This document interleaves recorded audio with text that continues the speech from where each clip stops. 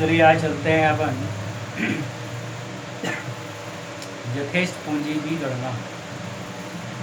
इसके पहले हम लोग जो बनाए हैं शेयरधारक के प्रवेश में सामान्य नियम बनाए हैं, उसी में ये दूसरा नियम आता है अपना यथेष्ट पूंजी की गणना। अब ये यथेष्ट पूंजी की गणना का पहचान क्या होगा? तो जब भी कोई नया साझेदार यहाँ पर शामिल होगा तो ख्याति की राशि तो लाया है, दिया रहेगा, लेकिन पूंजी की कितनी राशि लाया है उसके बारे में कोई जानकारी वहाँ पर नहीं दी रहती है। तो ऐसी दशा में जब हम उसकी पूंजी की गणना करते हैं उसी को बोलते हैं यथेष्ट पूंजी। जैसे जब कोई साझेदार संस्था में शामिल होता है और ख्याति की राशि लाता है, लेकिन कितनी पूंजी लेकर आया इसके बारे में कोई जानकारी उसमें नहीं दी रहती है, तो ऐसी दशा में उसकी पूंजी निकाली जाती है। तो उस पूंजी निकालने की क्रिया को ही बोलते हैं अपन यथेष्ट पूंजी की गणना। आगे बसल में पुनर्मूल्यांकन जैसे बनाते थे अपन वैसा ही बनेगा। देखते हैं अपन क्वेश्चन नंबर 39। चिट्ठा दिया हुआ है, नीचे समायोजन दिया हुआ है। चिट्ठे में देखोगे साझेदार अनिल और राहुल साझेदार हैं। क्वेश्चन देख लेंगे पहले। अनिल और राहुल क्रमशः 3:2 के अनुपात में साझेदार हैं और इनका चिट्ठा दिया हुआ है। फिर बोलता है समायोजन में उन्होंने सुनील को साझेदारी में शामिल किया और वह जो है 1/5 भाग के लिए यथेष्ट पूंजी लाएगा। ये शब्द लिखा है। जब भी ऐसा लिखा रहेगा तो हमको समझ जाना है कि यहाँ पर यथेष्ट पूंजी की गणना करना है। आई बात में। अब देखो अपन हल करते हैं इसको। पुनर्मूल्यांकन खाता पहले बनाएंगे तो समायोजन में दिया है, देखेंगे भवन का मूल्य 1500 रुपये से बढ़ाना है। संपत्ति के मूल्य में कमी होता है तो विकलन होता है, संपत्ति के मूल्य में वृद्धि होता है तो समाकलन होता है। अब यहाँ बोलता है कि भवन के मूल्य में 1500 रुपये से बढ़ाना है, पर अमाउंट निकाल कर दे दिया है कि 1500 से बढ़ाना है। तो ऐसी दशा में सीधा हम यहाँ पर लिखेंगे बाई भवन, और कितने से बढ़ाना है? 1500 से। भवन का मूल्य बढ़ाना है कितने से? 1500 से। फिर दिया है उसी में यंत्र का मूल्य 1000 रुपये से घटाना है। यंत्र भी संपत्ति है और यहाँ पर संपत्ति के मूल्य में क्या हो रहा है? कमी। तब लिखेंगे अपन यहाँ पर टू यंत्र 1000, इतना काम कर देंगे। फिर बोला है देखो उसी में ख्याति के लिए सुनील 2000 रुपये नगद लाएगा। ख्याति का लेखा पुनर्मूल्यांकन खाते में नहीं होता है। सुनील लाभ में 1/5 भाग प्राप्त करने के लिए यथेष्ट पूंजी देगा। यथेष्ट पूंजी का लेखा पूंजी खाते में होता है। गणना करने के बाद यहाँ पर उसका कोई भी लेखा नहीं होगा। पुनर्मूल्यांकन खाता और पूंजी खाता बनाइए बोला है। तब हमारे पुनर्मूल्यांकन खाते में केवल 2 ही मद है, 1000 इधर है, उधर 1500। समाकलन का योग अधिक है, समाकलन में से विकलन को घटाएंगे तो ये हमारा जो अंतर निकलेगा वो कहलाता है, मालूम है आप सभी को, लाभ हानि। 1500 में से 1000 किया तो ये लाभ हानि कितना आ जाएगा? यहाँ पर 500। कितना आ जाएगा लाभ हानि? 500। और इसके बाद जो अनुपात दिया हुआ है अनिल और राहुल 3:2। अनिल और राहुल, तब यहाँ लिखेंगे अपन अनिल और राहुल 3:2 में बांट देंगे इसको अपन। तो 500 गुणी 3/5 यानी 300 और 200 रुपये बटेगा और योग लगा देंगे, कितना आ जाएगा ये? 1500।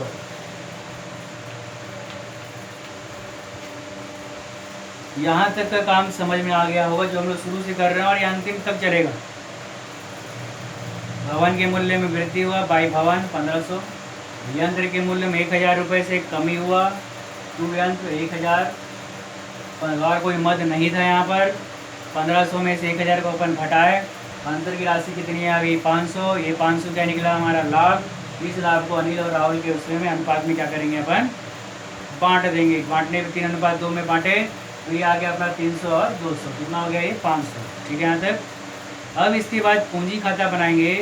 तो पूंजी खाता बनाने के बाद हमको यहाँ पर नए अनुपात की गणना भी करना है। ठीक है, तो देखते हैं अपन यहाँ पर पूंजी खाता। जब पूंजी खाता बनाएंगे अपन यहाँ पर सबसे पहले कॉलम बना लेंगे अनिल राहुल सुनील, अनिल राहुल सुनील, विवरण अनिल राहुल सुनील, विवरण अनिल राहुल सुनील। ठीक, अब सबसे पहले अपन यहाँ पर पूंजी खाते में पूंजी शेष लाएंगे।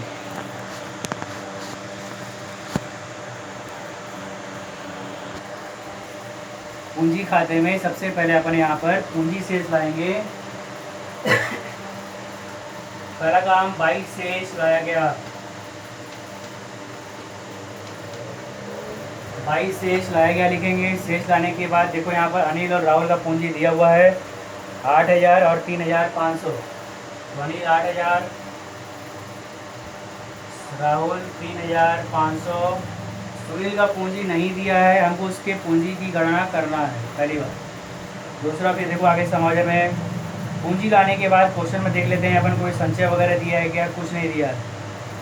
भवन का मूल्य दिया है 1500 से बढ़ाना है, यंत्र को 1000 से घटाना है, ख्याति के लिए 2000 रुपये देगा बोलता है यहाँ पर, नगद देगा बाई ख्याति। अब ख्याति को 3:2 में अपन बांट देंगे। इन लोगों का अनुपात दिया हुआ है यहाँ पे, कितना दिया है अनुपात 3:2, और ख्याति की राशि कितनी ला रहा है वो यहाँ पर 2000। तो 2000 गुणे 3/5, तो 5 24 7 1200 800, ये देगा 1200 और ये देगा 800। ठीक है, यहाँ तक सभी को समझ में आ गया। तो पहला काम क्या किए, पूंजी दिया रहेगा, पूंजी को लाएंगे, शेष लाया गया। ख्याति की राशि दिया है, ख्याति के लिए बोलता है 2000 रुपये देगा, तो ख्याति की राशि को पुराने साझेदारों के अनुपात में लाया जाएगा। पुराने साझेदारों का अनुपात दिया हुआ है 3:2, तो उस 1200 रुपये को 3:2 में जब हम बांटते हैं तो ये आता है 1200 और 800। इसके बाद पुनर्मूल्यांकन खाते में लाभ निकला था, उस लाभ को लाएंगे बाई लाभ हानि। उस लाभ हानि को अपन बांटे थे 300 और 200। 500 रुपये लाभ आया था, 500 रुपये को बांटे थे तो कितना आ गया अपना 300 और 200। ये पूरा बांटने के बाद इतना काम कर लेना है, और कुछ हमारे पास अब बांटने के लिए नहीं है, तो इसके बाद नीचे लिखेंगे अपन यहाँ पर, नीचे में करना है, ध्यान रखना, नीचे नए अनुपात की गणना।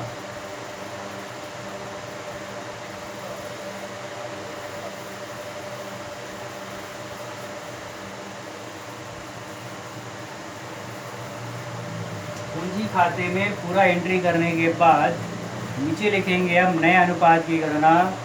अनिल और राहुल का अनुपात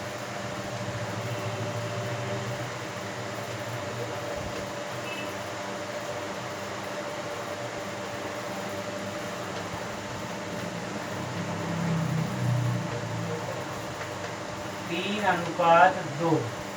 अनिल और राहुल का अनुपात 3:2। नया साझेदार सुनील,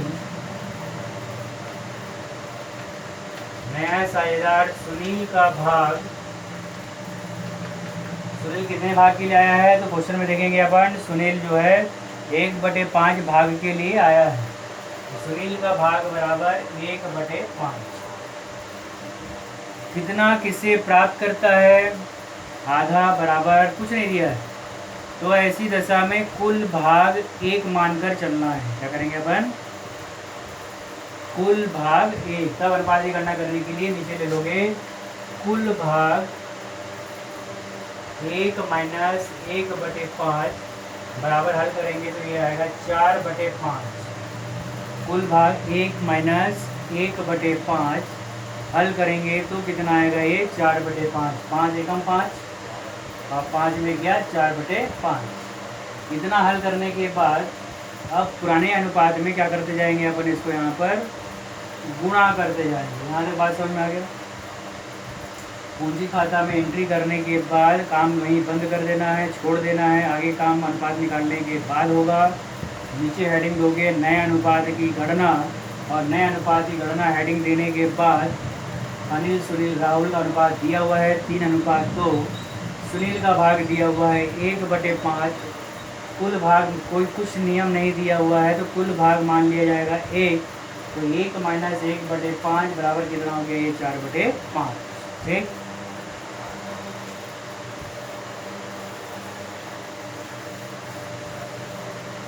फिर लिखेंगे अपन इसके नीचे अनिल का भाग बराबर,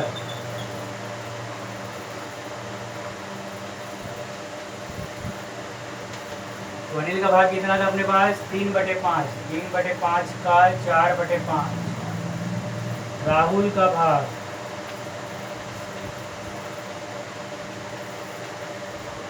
2/5 गुणित 4/5। और सुनील का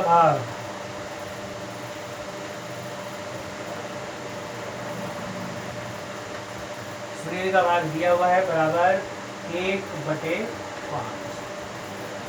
फिर से कुल भाग 1-1/5 किए, कितना आ गया, 4/5। अनिल का भाग जो पुराना अनुपात है उसमें इसका जो निकालते हैं उसका गुणा करते जाएंगे, नियम सभी को मालूम है। 3/5 का 4/5, 2/5 का 4/5 और नए सदर भाग कितना है, 1/5। हल करेंगे इसको तो बराबर 12/25, 8/25 और इसका दिया हुआ है 1/5। कितना आ गया हमारा यहाँ पर, 12/25, 8/25, 1/5। अब इसको क्या करेंगे, हम जमा के हल करेंगे।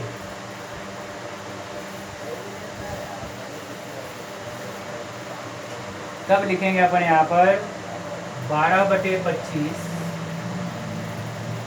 अनुपात 8/25 अनुपात 1/5। 25 का 25, 25 एकम 25, 12 12, 25 एकम 25, 1 8, 5×5 = 25, 5 एकम 5। तो नया अनुपात निकल गया हमारे पास 12:8:5।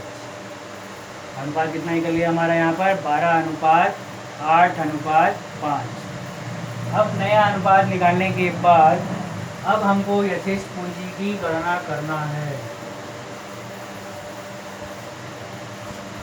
नया अनुपात निकालने के बाद ये जो हमारा अनुपात निकाला है 12:8:5, जो हमारा नया अनुपात निकला है 12:8:5, उस अनुपात के हिसाब से हमको यथेष्ट पूंजी की गणना करना है। कैसे गणना करेंगे तो ध्यान देंगे, सबसे पहले जो एंट्री हो चुका है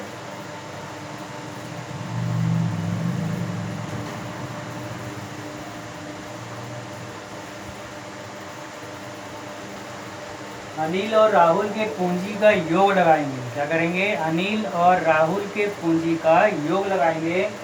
इसका योग लगाते हैं तो कितना हो गया, 8,000, 1,000, 9,200 और 300, 9,500। इसका योग लगाते हैं अपन तो 3,500, 500, 4,300 और 200, 4,500। दोनों का यहीं पे ध्यान देना है, दोनों का योग लगाने के बाद दोनों के योग को जोड़ देना है। तो दोनों का योग को जोड़ देंगे अपन, 9,500 प्लस 4,500 गुणित नए साझेदार का भाग अनुपात कितना, 5 बटे पुराने साझेदार के अनुपात का योग 12 और 8। इस सूत्र को अपने दिमाग में रखना है। फिर से पहले अनिल और राहुल जो पुराने साझेदार हैं उसके पूंजी खाते में जितना भी एंट्री हुआ है सबको जोड़ देंगे। जोड़ने के बाद जो योग आया है दोनों का योग लगा देंगे। दोनों का योग यानी 9,500 प्लस 4,500। योग लगाने के बाद जो नया अनुपात निकाले हैं उसमें नए साझेदार का भाग का गुणा, नए साझेदार भाग कितना है, 5। तो पुराने साझेदारों के पूंजी का योग गुणित नए साझेदार का अनुपात 5 बटे पुराने साझेदार के अनुपात का योग 12 और 8 20। ठीक है, अब इसको जोड़ते हैं, कितना हो गया, 9,500 और 500 10,400। 9,500 और 500 10,000 और 10,000 और 4,000 14,000। ये आ गया अपने पास 14,000 गुणित 5 बटे 20। 0 से 0 कट गया, 2 से 2 एकम, 2 सत्ते 700 गुणित 5, 7 पंचे 3500। तब यहाँ लिखेंगे अपन बाई रोकड़, योग के ऊपर लिखेंगे बाई रोकड़, और वो पूंजी कितना लाएगा यहाँ पर 3500 और इसका योग भी लगा देंगे यहाँ पे अपन 3500। योग लगा देंगे कितना उसका, यहाँ पर अपन 3500 रुपये योग लगा देंगे। और उसके बाद यहाँ कुछ नहीं है तो यहाँ पर उसी योग को बराबर करने के लिए लिख देंगे अपन यहाँ पर टू शेष ले जाया गया 9500, 4500 और उसका आ गया 3500, यथेष्ट पूंजी निकला 3500। और उसके बाद अंत में योग कर दिया जाएगा 9500, 4500 और 3500। और इस प्रकार से हमारा ये खाता यहाँ पर कंप्लीट हो जाता है। इस बात को ध्यान रखना है, ये सेकंड नियम है। सामान्य नियम पहला हो चुका है, दूसरा सेकंड नियम, 3 नियम है यहाँ पर। सेकंड नियम यथेष्ट पूंजी की गणना हो गई। और इसके बाद फिर अगला नियम बताते हैं आपको, जहाँ पर नए साझेदार के अनुपात में पूंजी लाकर उसका समायोजन किया जाता है। 3 नियम तैयार रहेगा हमारा, यहाँ से प्रैक्टिकल तैयार है। आगे बात समझ में सभी को? ठीक।